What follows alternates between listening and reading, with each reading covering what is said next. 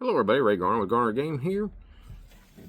I'm here to do my weekly comic review. This one here is going to be Wolverine #1. Now this is by Saladin, Ahmed, and Marton, Coccolo. I think that's how it's pronounced. Maybe pronounced that incorrectly.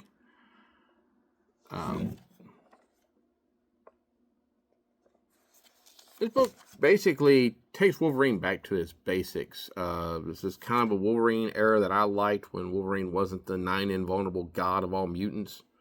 I got really tired of that very quickly back in the 90s and early 2000s. But he's out being a wild man, running with a pack of wolves. And we get introduced to a character that I'm assuming I'm supposed to know, but honestly I don't. But his name's Cyber. He's got adamantium skin, it says, but it's only apparently on his arms. Anyway, he's out hunting Wolverine, and he decided not to hunt Wolverine while he was on Coccolo.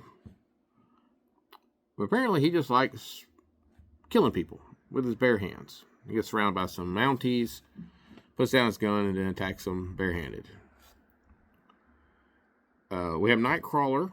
Kurt is out trying to find Wolverine to save him from himself, because he's worried he's kind of gone off the deep end with everything that's happened since the fall of Krakatoa and everything else. He even brings Wolverine's costume. They hear screams. They go to rescue these campers. That's a pretty good splash page. And Cyber just beaten one of the campers to death. He then snipes Nightcrawler. Wolverine puts him aside and bandages him. And then he goes hunting Cyber. And basically, they fight. Wolverine, of course, can't cut him because he's got adamantium skin. But he basically just declares that his insides aren't adamantium, so he's just going to beat him until his insides are jelly. He actually takes out one of his eyes, because apparently he's already taken out one of his eyes before. And Cyber, on the verge of losing, points out that there's a good chance that Kirk's going to bleed to death if he continues to attack him. So Logan decides to go back. He finds that there's a human doc who has patched up Kirk, although apparently she's still not happy with him. And that's kind of where we leave off with Wolverine. Cyber goes into a cave, and the whole time we've had this backstory of something hatching out that apparently doesn't like adamantium. And that encases him in gold. It makes me think of the Wetworks from Cyberforce or Wildcats. I can't remember which. That's kind of what it reminds me of. And so, anyway, this issue ends with the... I still hate these things. I wish they'd get rid of them. I don't think they're going to last much longer. The Outpour has been very negative about those QR code extra page.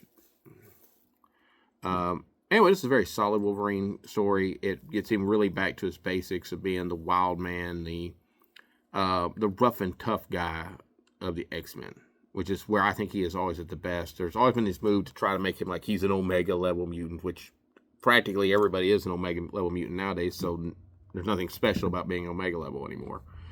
So just being the super tough guy, scrappy dude who's hard to kill, will put Wolverine back into being a special character again, which I kind of like. I love the art. The art's very nice. Very reminiscent of the 90s kind of style. A lot of influence in that. Early 90s. And I like the fact that just, Wolverine's not on his game completely. He can point that out several times in this story. There's a lot of alternate covers for this book, of course, that's being a big thing. This is probably my second favorite cover. I didn't actually pull my favorite cover, but the main cover is actually my second favorite cover. Like I said, if you like Wolverine, especially if you like classic Wolverine or how Wolverine has been in the MCU / the Fox universe, I really think you'll like this because this really gets him back down to what the core of Wolverine's supposed to be. Anyway, that's my review for the week. Enough said, bub.